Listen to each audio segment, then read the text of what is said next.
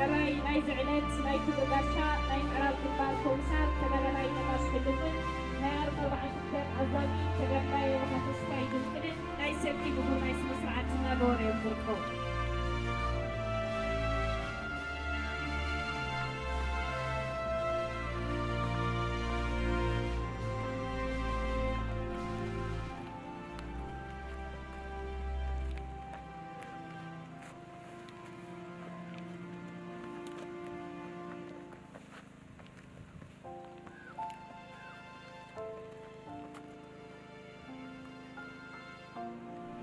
የካቲት ክፍለ ሰራዊት አዲስ አበባ ሪፐብሊካን ጋርድን ኮማንደንትን ሐዊሱ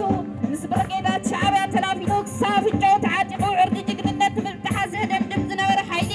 ምስ ካልኦት ከማ ዝበላ ሓተሓዱታት ፊት ንፊት ገጢማ እናቐበረት ታንኮምን ጋዕገልጦም እናቃጢላ ንሓኹምሽቲ እናቐየረት ምእንተ ክብሩን መንነቱን ዘይደራደር ተጋዳላይ ብሳንጃ ከይቀረ ምስ ሪፐብሊካን ጋርድ ፀላይ ኢልቢ ፀላእቲ ሓይሊ ሚዛኖ መዛዊዓ ወርቀዲኖ ፖለቲካውን ወታደራውን መራሕቲ ትግራይ ከይቀረ ኣብ ሙሉእ ክባኣትዮም 72 ሰዓታት ተጠፎይና ፃፀፍካ መሽለኹ የብላን ዝብሉ ዝነበሩ ሰብኣ ኣመል ተጃርቲ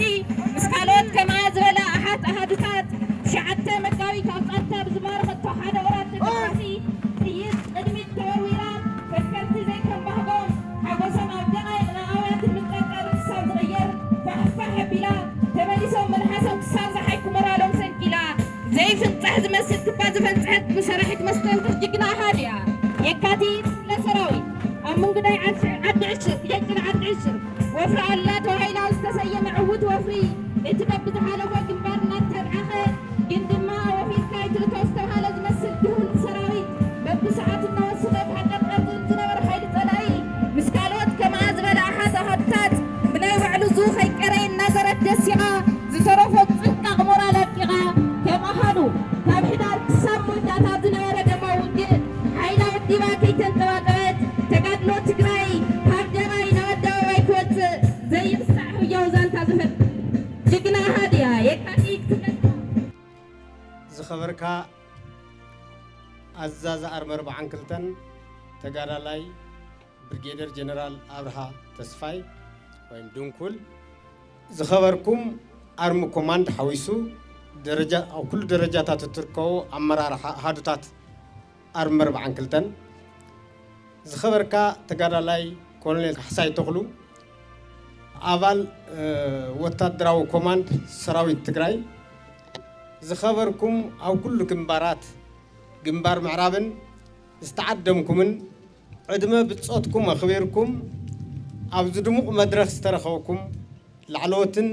مأخلوتن تحتوتن بوليتيكاون وتدراون مرارها دقاف بمهاب أكل اتخيدن اتبعلن زخونكم من محضرات زواتات ورداتات أبياتات كشتات زخبركم سدرا سوات بصوتنا أكل قدرات أديتات أحوات أحد زخبركم نهيمونة تبوتاتنا عبيت عدن زخبركم نزدمو مدرخ بدمو برعوكمن كاميراكمن زجيبكم نهزب تግራይ ጽቡን ተአማን ዜና ነግሩ ዝተረኸብኩም ጋዜጠኛታት ዝኸበርኩም ኩልኹም ናይ ተጋዳላይን ህዝብን ሞራልን ንያትን ብምሕላው ናብ ስራሕ ክወፍር ዓብይ ተራት ጻወቱ ተጽዕኖ ፈጠርቲ ናይ ኪነት ኣባላት ልዕሊ ክብሪ ዝግባአኩም መትከላውነትኩም ኣጽኒዕኹም እምነትኩም ቃል ኪዳንኩምን أحدثكم أطبقكم حليكم قداي تقراي علبات كشاب زركب بزل على توفاينت ناتقادلكم ما مسرت تبعلكم سندا مصحفكم مخنيات كوينكم أبزل علن كبيدن سلطنات أنيحكم جميركم زوداءكم جيغانو أرمي 40 كلتان كور كلتان 120 كلتان كفل سراويت لكاتيت انكو عن عناون عدمكمنا انكو جميركم نمودا أبقعكم ناولكو أبزدمو ناي أحدهم ناي مسرة تابعالن ناي تاريخاوي فتصامهم ناي متحفكم مرغان ناي سلطناهم متقالل بعالن ترخيبة حتير ملأخت كحلف سلز فقدكم لي كبرت يحبلي كبلكم يدلي زخبركم سوانوت نايز بعلن كلهم عدومات أجايشن حزب تجراي نعسر شو عمتات نوحن مررن عتقاو قال سكايدو نفاشيستاو درجي مسدم سسا نعسران شو عمتات سلام ديمقراسي قلطفون محبرسب بدرجة تتقام زقبر لمعات الرقاقيسون إثيوبيا نزبنات كامنا قديت حدنت اللاقيقو عم فقار استمسرت فيدرال أو سرعة مسريتو أو قعزون هاللوه استسعرون حدشتنا عللا حيلتاتن تشاريخهم نوعلتات تقراي كم قبن قطيرهم نشلمات كم حطيات قطيرهم نافتنو كله تقراوي زفتنن سيولون كحق حكم الله سقبرن قزف كينات اتيوم نايم اتو كينات نمقلاصو نمتراخو زصقم كبيد مرير سماي مس مفراس زمزاتن انكوان تخونه زي كال كم محبرسب زي كال كيلنا زي صور صيرنا حو بحوت فينا نتطفات مكيتنا مستم عبرخ حقيرم بنعقت زرينا زنورو صلاتنا بعريا تفرارمنا بوعل بريتوريا كاوكينات كنلا مسخالنا مخالنا انتم لومي معلتي ناي مسرتا بعلكمن ناي سندا مصحفكمن ناي سلطنا متقالل بعلكمن ام خبار تركو كفل سراوت لكاتيت مسكرات تمخانكم كوينكم مركاوكم ناي بحقي عدلنياتاتكم الى امن ابزا هادو زي قدمتنا 10 كينات مولعو اب كباو كيحا ناي كوماند مرقان ناي كوماندو مرقان تريتن اريكمنا منواركم ناي زا هادو زي تنكاره كاب غزي ناب غزي كفؤن فتانن كونات تنكارو እና ተደረበ ዝመፀ ዘይጽዓድን كل الشعب موديل ኮይኑ ዝቅጽል ዘሎ አሃዱ ምዃኑ እንትርኢ ንሕበነሉ ንኾርዐሉ ንባዝሐሉ እዚ ሕዚ ተቃለል ዘሎ ስልጠና ባዕሉ ክንደየናይ ጻዕርን ድኻምን ገልታዕታዕን ከም ዝጠየቀ ጉዕዞ ስልጠናኹም ዝረአና ሰባት ምስክርነት ክንህብ ንግደዲና እቲ ስልጠና ናይ ዝኣመኑ ተጋደልቲ እምበር ናይ ዕዳጋ ወታደራት ስልጠና ዘይምንዋሩ ንፈልጥ እቲ ስልጠና ናይ ስልጠና ቅርወት ከይተመጣጠነ ወነን ጽንዓትን ወሲካ ናይ ተጋዳላይ ብራንድ ሒዝካን ዝተፈጸመ እምበር እቲ ስልጠና ዝጥይቆ አቅርቦትን ማቻን ተዓጅቡ ዘይተፈጸመ ምዃኑ ንፈልጥ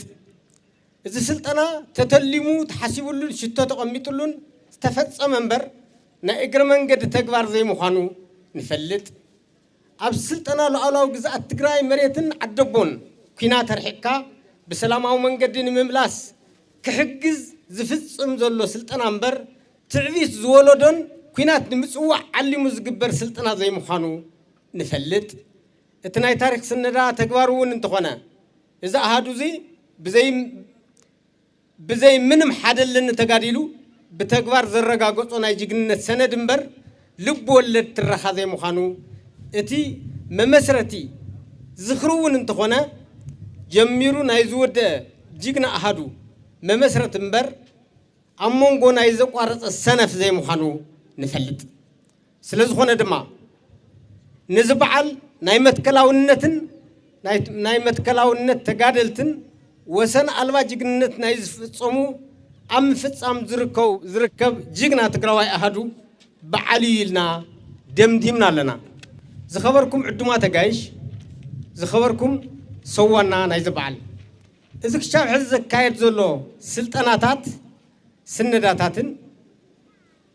ناي مورالن سنلبونان هنصت مدرخاتن كل فعلامو لو علاو جزاء عدنا مملاسن تقراي ملئت مقبارن نحمش تعمتات زأكل استفنا على حزبي نمربته مملاسن أوش صلاة زلو حرام وصان أبتكراي حويت نمجمار كم أون حزبي استمرت أمانجست نمونن بخالي أجلالسا وعل بريتوريان متكبار توستاخ عقمن تخولن نمهنات سيو سلزخونا نايمانم فقط نايمانم لايسنس عين حتلون كنكتصلينا በዘጋጣም እዚ ህዝብ ትግራይ ዝጀመርካዮ ብሔራዊ ረብሓኻ ናይ ምርግጋፅ ቃልሲ ኣጠናኺራ ክትቅፅል ንሓትት ዝኸበርኩም መናእሰይ ትግራይ ስራሕትኩም ናይ መሰረታዊ መሰላትኩምን ክብሪ ዓድኹምን ሰራዊትኩም ናይ መሰረታዊ መሰላትኩም ክብሪ ዓድኹምን ዋሕስ ምዃኑ ተገንዚብኩም ክትድግፍዎን ኣብ ብሔራዊ ረብሓ ትግራይ ጥራሕ ደው ኢልኩም ቆመናኹም ክትጠናኸሩ ንሓተኩም ተጋሩ ዲያስፖራ እቲ ቃልሲ ኣብ ጉዕዞ ከም ዘሎ ፈሊጥኩም ልክዕ ከምቲ ኣብቲ መኸተ ዝተፃወትኩም ሞተራ ክትፃወቱ ደጊምና ንሓትት ኣብ መወዳእታ ናይዚ ጠንካራ ኣሃዱ እዚ ናይ ስነዳ ተልእኽኡ ከምኡውን መመስረት በዓሉን ኩለ መዳያዊ ዓቕሚ ንምህናፅ ዝዓለመ ስልጠኑኡን ብዓወት ክዛዘምን ነዚ ዝካየድ ዘሎ ድሙቕን መምሃራይን መድረኽ ክበቅዕ ህዝብናን መማሓደርቱን ውልቀ ሰባትን ብፍላይ ድማ መራሕቲ ክፍለ ሰራዊት ለካቲት መራሕቲ ኮር 222 ኣርሚ ኮማንደር 42 ኣባላት ክፍለ ሰራዊት ለካቲት ኩልኹም መዳርግቲ ኣካላትን ንስትፃወትኩሞ ብፅሒት ኣኽብሮተይ ክገልፀልኩም ከመስግነኩምን ይደሊ ክብርን ሞገስን ንስዋኣትና ሓድነትና ምስጢር ዓወትና እዩ ትግራይ ትስዕር ዜና ካስያ ብሰንኪ ኣብ ትግራይ ዘጋጠመ ኩናት ፅንተት 97 ሚእታዊ ሕብረት ስራሕ ማሕበራት ትግራይ ዓይነን ክብል ኤጀንሲ ሕብረት ስራሕ ማሕበራት ልምዓት ዕዳጋን ትግራይ ሓቢሩ እቲ ኤጀንሲ ነዚ ዝገለጸ ድሕሪ ፅንተታዊ ኩናት ትግራይ ንካልኣይ ግዜ ዝካየድ ዘሎ ሃገራዊ ባዛርን ኤግዚቢሽንን ሕብረት ስራሕ ማሕበራት ኣብ ከተማ መቐለ ኣብ ዝጀመረሉ እዋን እዩ ምክትል ሓላፊ ኤጀንሲ ሕብረት ስራሕ ማሕበርን ልምዓት ዕዳጋን ትግራይ ኣይተ የማነ ገብረ መስቀል ቅድሚ ኩናት ፅንተት ልዕሊ 5000 ሕብረት ስራሕ ማሕበራት ከም ዝነበራን ይኹን ዳ እምበር ብሰንኪ ኩናት 97 ሚእታዊ እዘን ትካላት ሰፊሕ ዕንወት በፂሕወን ኣባላተን ተበታቲኖም ንብረተን ተጓሒሉ እዩ ክብሉ ገሊፆም ስለዝኾነ ነዚ ንምምሕያሽ ዘኽእሉ ስራሕትን ተመክሮን ንምስግጋር ብምዕላም ሲምፖዚየም ሓዊሱ ካብ ሎሚ 10 ክሳብ 10 ሰነ 2017 ዓ.ም ፀንሕ ሃገራዊ ባዛርን ኤግዚቢሽንን ሕብረት ስራሕ ማሕበራት ክካየድ እዩ ድማ ኢሎም እዘን ሕብረት ስራሕ ማሕበራት መሰረታዊ ሸቐጣትን ኣቕርቦትን ዝህባ ጥራሕ እንተይኮናስ ትካላት ፋይናንስ እውን እየን ዝበሉ ምክትል ሓላፊ እቲ ኤጀንሲ 971 ትካላት ዕቋርን ልቃሕን ከም ዘለዋ ገሊፆም ኣብዚ እዋን ኣብ ትግራይ 5999 ሕብረት ስራሕ ማሕበራት ከም ዘለዋ ዝተገለጸ ኮይኑ በቲ ዝፀንሐ ስርዓት ኣወዳድባ ምኻድ ዘላቒ ኢኮኖሚ ረብሓ ስለ ዘይብሉ እቲ ኤጀንሲ ሪፎርም ንምክያድ ኣብ ምድላው ከም ዘሎ ብምግላጽ ኣብ 2018 ዓ.ም በጀት ዓመት ምምዕራይ ከም ዘካይድ ገሊጹ ኣሎ ኣወዳድበአን ኣመራርሐንን ኣሰራርሐንን መልክዕ ክሕዝ ብምግባር ክጣናኸራ ዝግባእ ክጣናኸራ ክወሃዳ ዝግባእ ክወሃዳን ካብዚ ወፃእ ዝኾነ ድማ ክፈርሳን ከም ዝግበር ድማ ምክትል ሓላፊ እቲ ኤጀንሲ ገሊፆም ኣብቲ እዋን ዝተረኸቡ ሓላፊ ቢሮ ሕርሻን ሃፍቲ ተፈጥሮን ትግራይ ዶክተር እያሱ ብወገኖም ሕብረት ስራሕ ማሕበራት ሕርሻ ትግራይ ንምዝማን ኣወንታዊ ግዳ ከም ዘለወን ብምግላጽ ዘመናዊ ሕርሻ ንምጥንኻር ብመንፈስ ግዜ የለን ዘመናዊ እታወታት ምጥቃም ኣገዳሲ ምዃኑ ገሊፆም እቶም ሓላፊ ወሲኾም ክለስተር መሰረት ዝገበረ ሕርሻ ብምክያድ ውፅኢታውነቱ ንምርግጋጽ ይስራሕ ከም ዘሎ ብምሕባር ሓደ ትካል ናይዚ ድማ ባዛርን ኤግዚቢሽንን እናተኻየደ ተሞክሮታት ክሰፍሑ ከም ዝግባእ ኣገንዚቦም